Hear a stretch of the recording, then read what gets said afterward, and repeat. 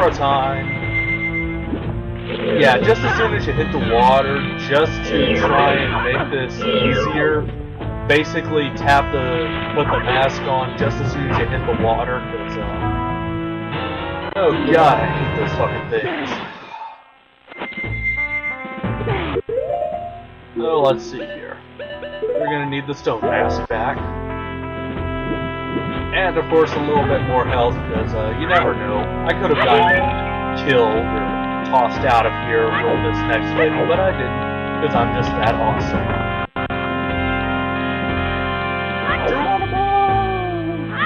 Haha. Now, I don't think I've explained this quite yet, but I'm pretty sure this is widely known Zelda knowledge. While holding forward on the joypad and falling from a great height, if you tap A right before you hit the ground, or if you do like I do and just rapidly tap A throughout the entire bloody thing, you will roll and take absolutely no damage. What's kind of funny is, in this game and the Ocarina of Time, if you roll into an enemy or into a trap, okay, here's what I was talking about. 1, 2, 1, 2. There you go. 4 hits, took her bitch ass down. We win, no health taken off. You suck, bitch. Anyways, like I was saying, what's funny is there's a glitch in this game and the next, or this game in Ocarina of Time, where if you run into a damage-dealing trap or an enemy, you'll take no damage. Hop on that sword mask and immediately hold down the shield button. That'll create the aura there, which does damage, which also consumes magic, which is why we're going to have infinite magic going to the Great Bay Temple boss.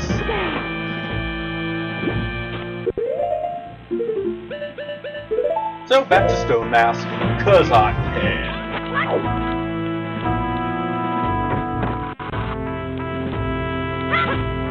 Yeah, the Stone Mask makes this so much easier, and actually I've got to say something, viewers.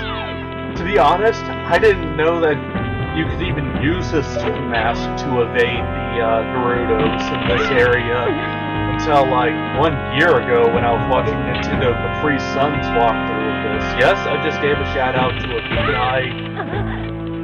pretty high person on the Let's Play charts. For some reason I was thinking that there was a hookshot thing up there, but there wasn't. Oh well. This room is actually rather reminiscent of the guard area in Ocarina of Time. I kind of like it. Though with the Stone Mask you can just run right through it. Fun stuff. And just to even it out, let's take off the Stone Mask.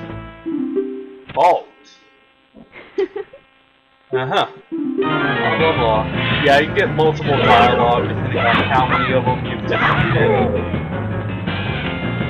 And whenever she does that, she gets dizzy, so you can get a free hit on her. This one was actually giving me some trouble. I really don't have as much trouble from them. If they're blocking way too much, just back up. See how she's just blocking each attack? Yeah, it's about time I just back up. Do it now. There we go. Just a couple more hits and she'll be down. Best advice, by the way, viewers, keep your shield up if you are doing a 3 HP run, because even though they only do a fourth of a heart of damage each time, they can attack fast, and your recovery period doesn't last forever. In fact, it only lasts like 1 second. So you get hit, her second attack is also going to hit you. So here's the last egg in the Gerudo fortress. I was about to say desert, but that's not quite the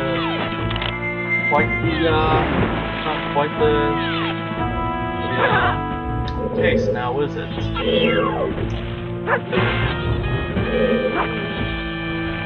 So there we go. We can just get our asses tossed out, and I don't bother putting the stone mask back on because, well, the quickest way to get out of here is actually just to be tossed out.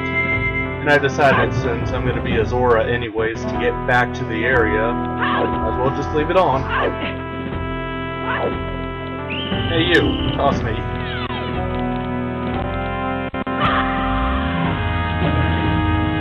Oh, God, I fucking love it. It's snowing outside. Hey you, toss me. Yes, just get noticed twice and they'll toss you right out of the area. Once in that area to toss you into the first area, then once in the secondary area where you saw what I did. Just get noticed by those two people or something like that, and there you go.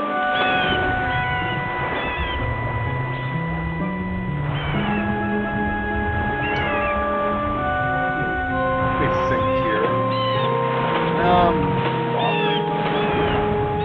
Hey there, like. Zap.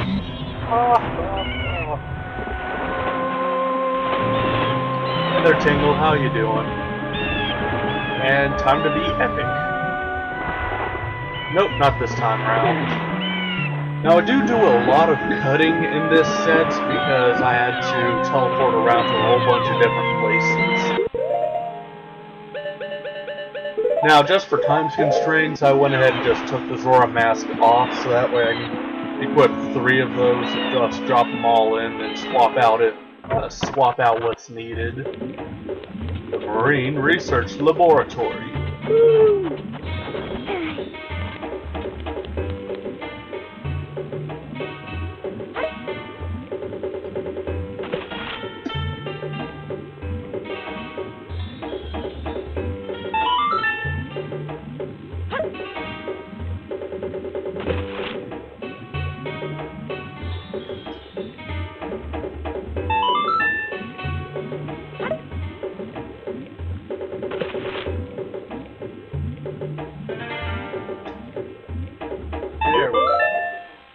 Had to trim one of my damn nails, turn it into a fucking claw. I just fucking hate it when that happens, viewers. You know, your nail turns into a claw, then all of a sudden you go to scratch your leg or something and you're bleeding. Woo! So back to the Zora. We get to, the way I do it, I always go to get bottle number 5 before going to get the last 3 Zora eggs.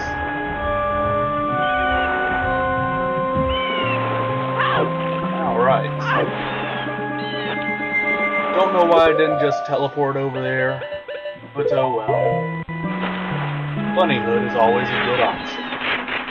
And I actually discovered a glitch while recording this, and I'm gonna point it out when I see it. I will point it out, because it's absolutely fucking hilarious, and it has something to do with those damn things appearing out of the sand. I'm not quite sure what they're called. They're annoying, I know that much.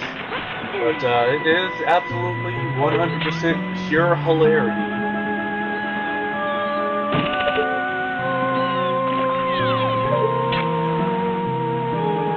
But first things first, we gotta follow things.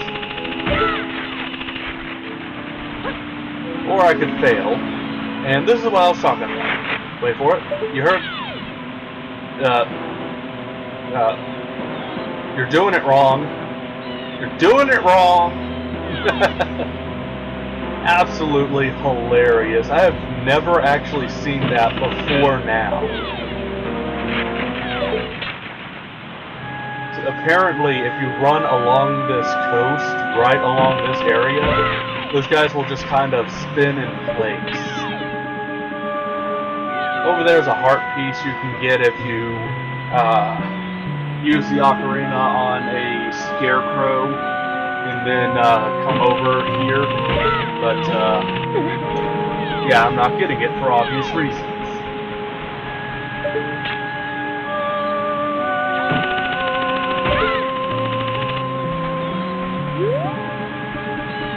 This is quite a fun game, though. Gotta admit it. When I first got it, I was expecting it to be Ocarina of Time,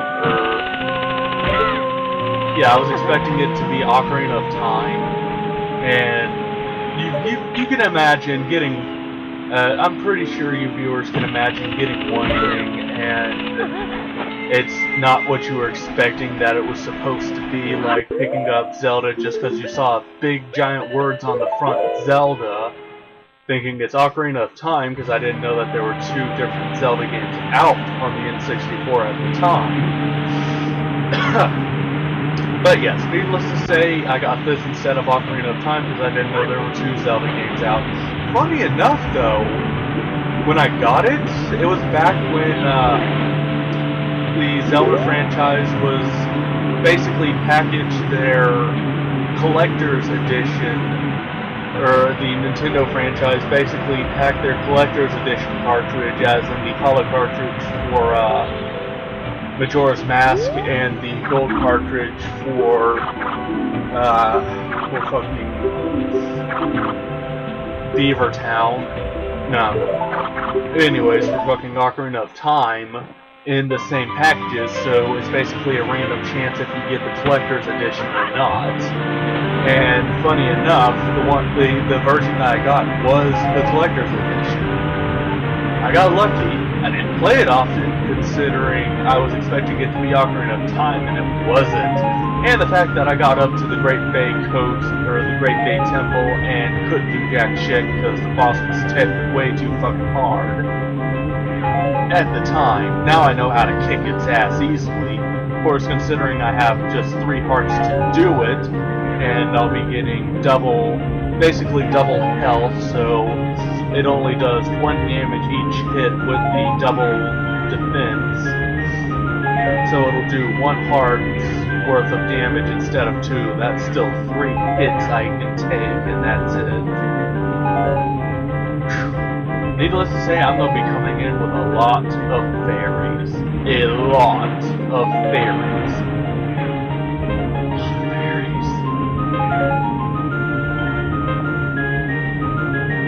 Seriously, it's a lot of fairies. God damn it, Dr. Roxo. So yeah, these aren't all that hard to take care of. Just swim to each ring, and for some reason I had such trouble on the very, very last one. Not on this one, but you gotta do 2 races to get this bottle against this guy and his older brother. And for some reason I had trouble getting the last 2 in the last race. I don't know why. I never miss those, but this time I did. Also, I am 100% sure the little brother is on crack. Just look at his eyes. If you missed him... Okay, there it is. Look at his eyes. He's on fucking crack. And I'm pretty sure his older brother's on dope. I mean, considering he's wearing sunglasses, or black tinted goggles.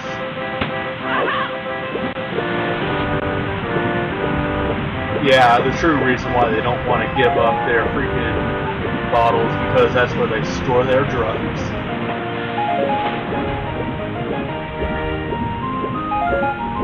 So yeah, this one isn't all that hard either. They only add in 5 extra rings, which force you to go a way you may not want to go, but oh well, it's not all that hard to beat it, unless you're like me and fail at the very last second. One second. Narrowly dodged that tree. I'm actually working on basically a scale replica of this in Minecraft. It's gonna be real fun to try and figure out the exact dimensions, because I gotta use cobble, wood, leaves, a whole bunch of fucking water, and of course wool to simulate the rings. So yeah, that should be interesting. It's a mega build. What do you expect? It's not meant to take 1 day to complete. It's meant to take like a month, maybe more. At least that's what I understand mega builds to be.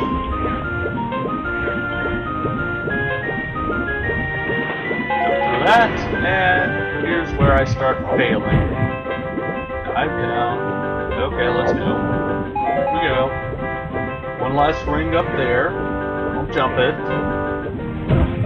Okay, I didn't jump it, that's good. And god damn it. Yeah, this is what I was talking about. I was having so much fucking trouble